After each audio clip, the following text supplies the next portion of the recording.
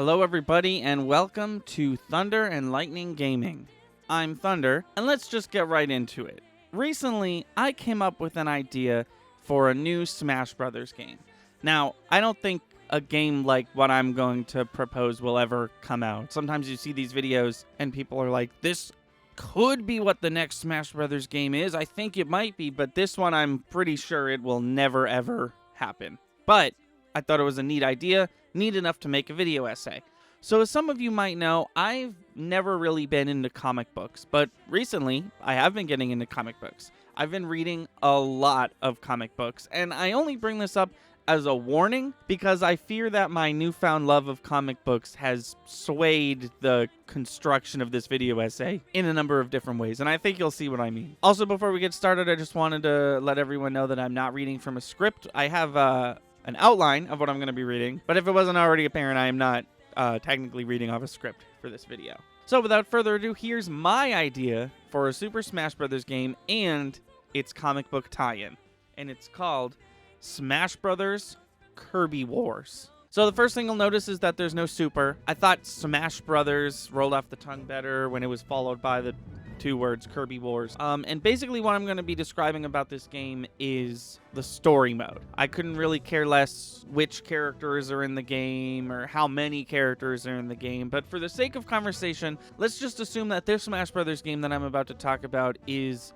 every single character from the last Smash Brothers game minus the third parties, just to play it safe. So, this story mode is going to be functionally the polar opposite of World of Light.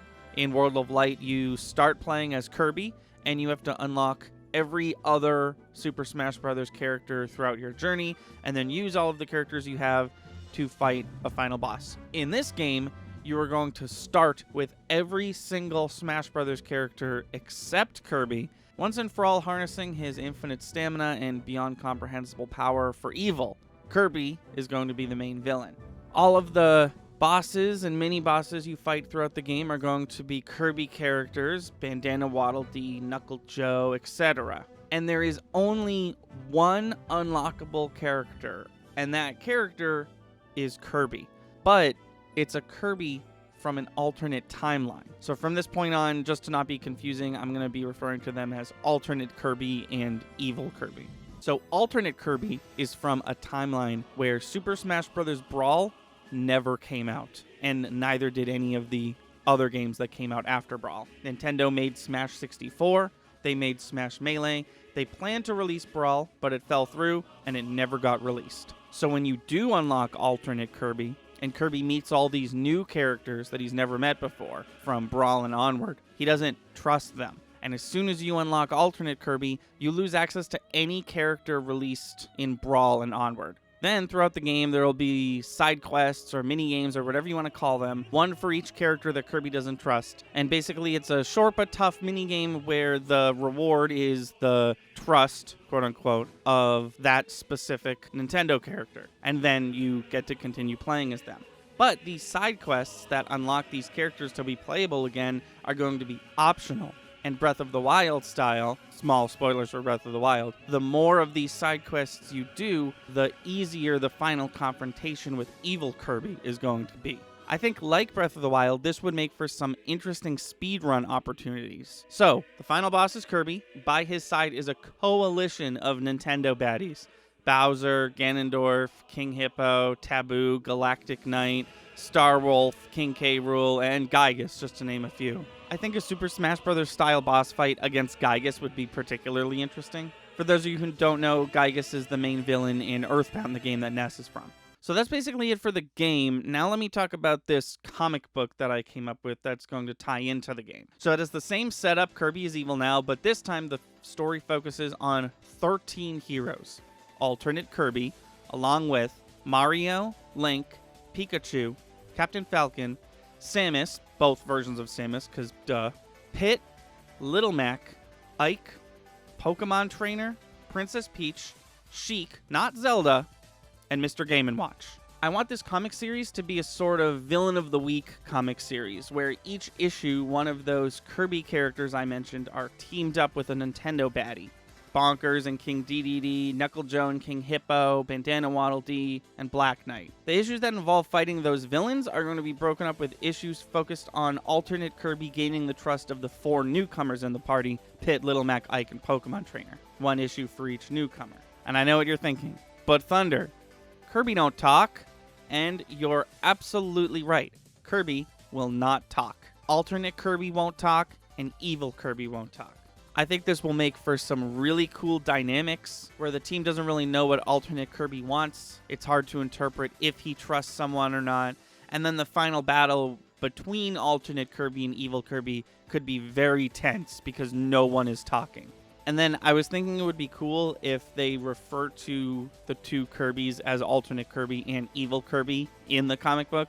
And then when evil Kirby is ultimately defeated by alternate Kirby could stick around in our timeline, and now he just goes by Kirby. Now, I want to talk a little bit about this team dynamic between these 13 different characters. We need a team leader, and the obvious pick is Mario, but I think a better pick would be Link. I think he's more suitable as leader than any of the other 13, all for their own reasons. Now, spoiler alert for like a 25-year-old game, Ocarina of Time, but Sheik is Zelda. But I think it would be more interesting having her think that being Zelda isn't good enough and that she needs to be Sheik the whole time.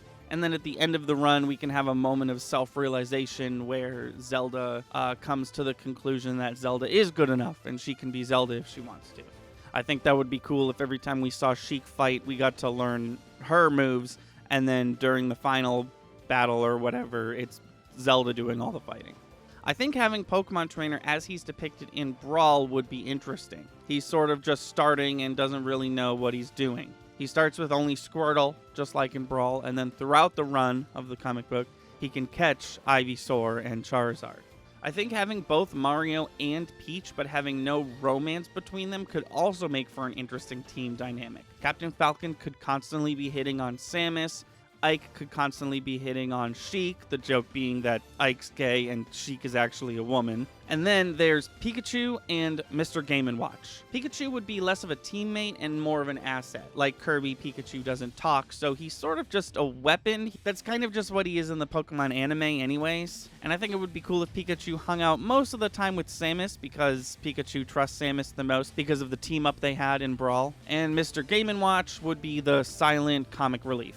It's also of personal importance to me that we don't overuse the Falcon Punch. I think 2 or maybe even just 1 in the battles before we get to Evil Kirby, just so we can see how powerful this move is that he could always use but never does, because he doesn't want to overuse it. And then he could let off 3 in the battle against Evil Kirby and Evil Kirby's forces.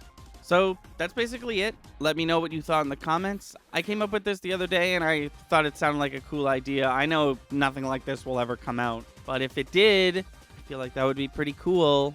But yeah, thank you for watching. If you like what you see, stick around on this channel. We have a video essay that comes out every Sunday, but we also have basically anything that a YouTube channel could have. Let's plays, podcasts, skits. And if you want more Smash Brothers content, we have plenty of that. We've played Super Smash Brothers Ultimate with basically everybody that's ever guest starred on our show. So we have quite a few episodes of that.